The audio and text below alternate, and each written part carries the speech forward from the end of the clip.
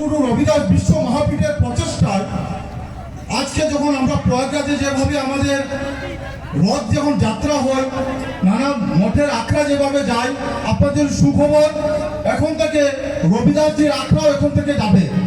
মহামণ্ডলেশ্বর আখড়া আমাদেরকে স্বীকৃতি দিয়েছে, আখড়া স্বীকৃতি দিয়েছে রবিদাসজিকে।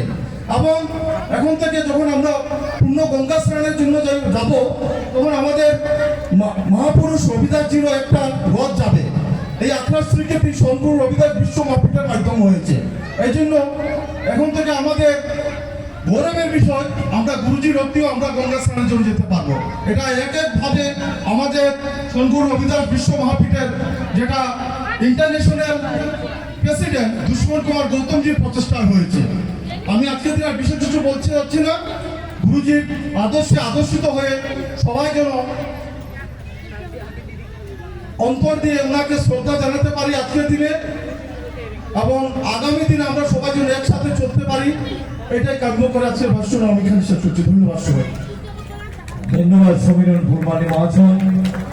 এবার আমি মঞ্চে ডেকে নিচ্ছি বিশিষ্ট সমাজকর্মী সুরেন্দ্র সিং মহাশয়কে। সুরেন্দ্র সিং মহাশয়কে সম্পর্কিত করবেন সুদামা রবিদাস মহাশয়।